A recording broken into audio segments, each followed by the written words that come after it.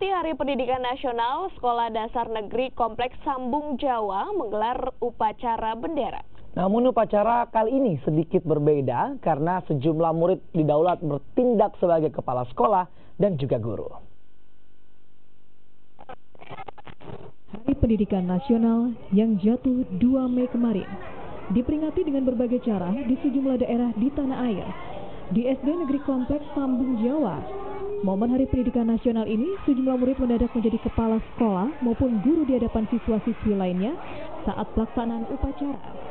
Dengan memakai atribut baju batik korpri, seorang murid kelas 6 sekolah dasar ini bertindak sebagai kepala sekolah dan menjadi inspektur upacara.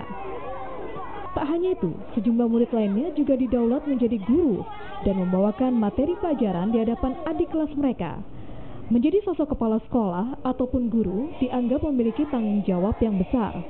Meski demikian, para murid bangga bisa menjadi sosok panutan di dunia pendidikan ini. Apalagi sejumlah murid juga bercita-cita menjadi guru.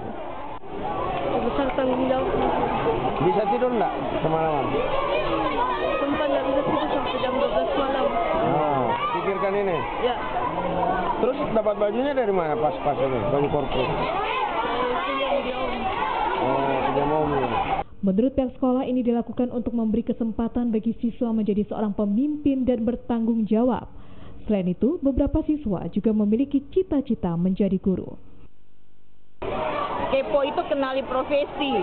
Jadi kesempatan ini, momen ini kita beri kesempatan kepada anak-anak yang ingin memilih profesi sebagai guru.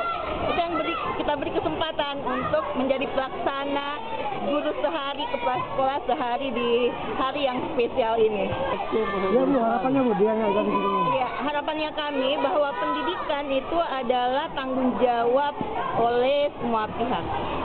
Guru, sekolah, orang tua, pemerintah. Harapan kami ke depan ketiga komponen ini bisa bersinergi untuk memberikan pengalaman yang terbaik buat anak-anak kita semuanya. Hari Pendidikan Nasional diperingati setiap 2 Mei tiap tahunnya dan merupakan hari yang ditetapkan pemerintah untuk memperingati kelahiran Ki Hajar Dewantoro yang merupakan tokoh pelopor pendidikan di Indonesia dan pendiri lembaga pendidikan Taman Siswa. Arif Tirtana, Kompas TV, Makassar. Sementara